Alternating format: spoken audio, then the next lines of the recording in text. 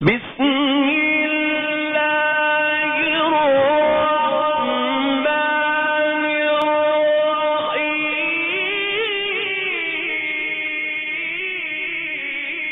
محدثین یہاں پر ایک نکتہ بیان کرتے ہیں، وہ نکتہ سننے کے لائق ہے، بڑا بہترین نکتہ ہے۔ میں آپ کی نظر کرنے لگا ہوں، مگر ذرا غور سے سنیے اور جاگ کر سنیے، اس نکتے کو سنیے اور پھر غور کیجئے کہ اللہ کے نبی صلی اللہ علیہ وسلم جب دعا مانگ رہے ہیں کہ اللہم اعز الاسلام، یا الہ العالمین اسلام کو عزت دے، کس کے ذریعے؟ کہا یا عمر بن خطاب کے ذریعے یا عمر بن حشام ابو جہل کے ذریعے، ان دو میں سے جو آپ کو پسند ہو۔ تو محدثین کہتے ہیں کہ اللہ تبارک و تعالیٰ نے پسند کیوں کیا عمر بن خطاب کو، ابو جہل کو کیوں نہیں؟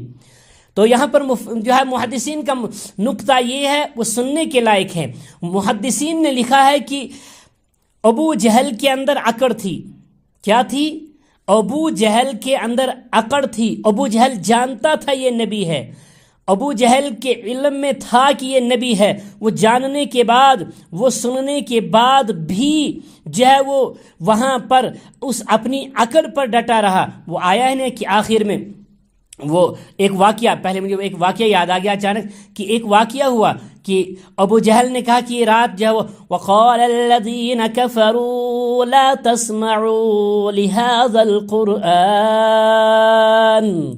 میں تو لوگوں کو کہتا ہوں کہ اس قرآن کو نہ سنا جائے، جو یہاں پر محمد میرے آگے آگے جا رہے ہیں اس کو نہ سنا جائے، لوگوں کو جو چیخ چیخ کر کہا جا رہا ہے ان کو، اس کو مت سنو۔ اب رات کو ابو جہل کو خیال آتا ہے کہ میں ذرا خود سنوں ہے کیا اس میں، مجھے تو دن کو فرصت ہی نہیں ملتی ہے، میں لوگوں کو چیخ چلا چلا کر کہتا ہوں کہ اس لا تسمعوا لهذا القرآن، اس قرآن کو نہ سنا جائے، مت سنو اس قرآن کو۔ اور پھر کیا کرتے ہیں؟ رات کو آتے ہیں سننے کے لیے، اخنس بن شریک وہ بھی آ جاتے ہیں سننے کے لیے، اور یہ اللہ کے نبی صلی اللہ علیہ وسلم کے پیچھے سننا شروع کر دیتے ہیں۔ اور اللہ کے نبی صلی اللہ علیہ وسلم جو ہے وہ سورہ نجم کی تلاوت فرما رہے ہیں، اور تلاوت کرتے کرتے کرتے آخر میں جب پہنچے تو اللہ کے نبی صلی اللہ علیہ وسلم سجدے میں چلے گئے، یہ دونوں سجدے میں چلے گئے۔ پھر اخنس بن شریک نے بعد میں جب واپس ہوئے تو اللہ تبارک و تعالیٰ کا ایسا کہ جب یہ وہاں پر کھڑے سن رہے تھے تب ایک دوسرے کو نظر نہیں آئے، جب سجدے سے واپس ہوئے تو ایک دوسرے کو دیکھنے لگے، تو یہاں سجدہ کیوں کر رہا ہے؟ کہ تو نے کہا بس میں بے اختیار اس کے جو سجدے میں چلا گیا۔ محمد کی آواز ایسی تھی، یہ کلام میں ایسا کوئی جادو تھا، کلام اتنا بہترین تھا۔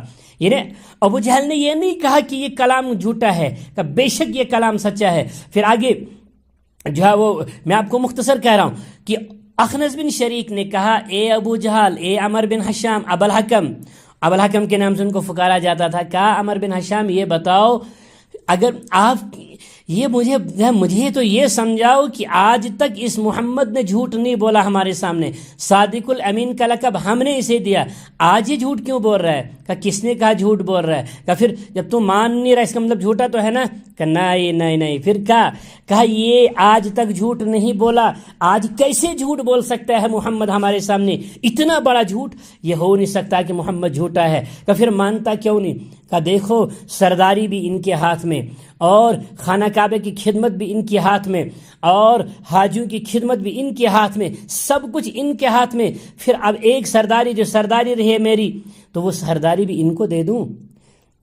یہ نبوت میں جو نبوت ایک رہی تھی، اب جب نبوت بھی ان کی مان لی جائے، نبوت رہی تھی وہ نبوت بھی ان کی مان لی جائے، پھر تو ہماری سرداری ختم، پھر تو ہمارا سب کچھ ختم۔ اس کا مطلب ہے محمد کے انڈر ہو جانا ہے، جو محمد کہتا ہے وہ مان لینا ہے۔ اور اس کے اندر ایک اکڑ تھی، جنہیں جاننے کے باوجود بھی یہ ماننے کے لیے تیار نہیں تھا، اس نے جاننے کے باوجود بھی نہیں مانا۔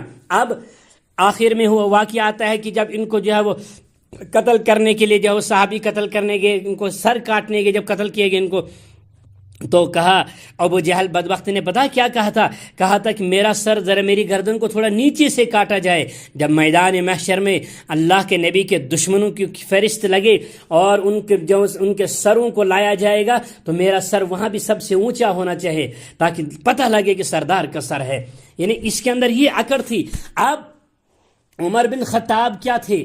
عمر بن خطاب رضی اللہ تعالی عنہ نے سنا تھا کہ محمد ہے یہاں پر، اس نے کوئی دعویٰ کیا ہے، پڑھا نہیں تھا. دیکھیں ایک بات میں آپ کو یہاں پر غور سے سمجھنے کی بات ہے، جو پڑھا لکھا آدمی ہوتا ہے، وہ پڑھا لکھا آدمی جب حقیقت کو جانتا ہے، حقیقت جب اس کے سامنے آ جاتی ہے، پھر وہ اپنی ان باپ دادا کی جو ہے وہ ان رسم و رواج پر نہیں رہتا، پھر وہ اس پر نہیں رہتا کہ بس میں جی تقلید کے سلسلے میں تقلیداً کوئی بات کروں. نہیں، وہ جب تحقیق کے میدان میں اترتا ہے اور اس کے سامنے تحقیق آ جاتی ہے، وہ ساری چیزوں کو چھوڑ کر اس کو ماننا شروع کر دیتا ہے.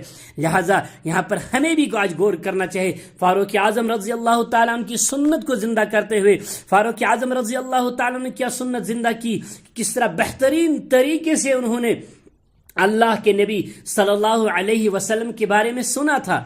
کہتے ہیں کہ جب مکہ کے اندر جو ہے وہ 17 آدمی پڑھے لکھے آدمی تھے، ان میں سے ایک عمر بن خطاب بھی تھا. اس سے کیا ثابت ہوا؟ اس کی عمر بن خطاب پڑھا لکھا آدمی تھا.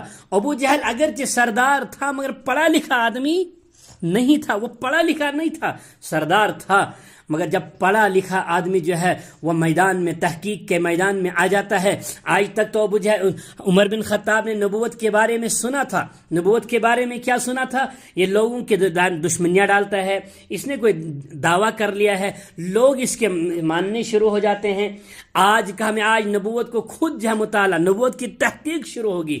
آج میں اس جو اعلان نبوت ہوا ہے اس کی تحقیق کرتا ہوں، اور تحقیق کے لیے نکلتے ہیں. تحقیق کے لیے نکلنے کے ایک واقعہ آ جاتا ہے. کیا بہترین واقعہ ہے.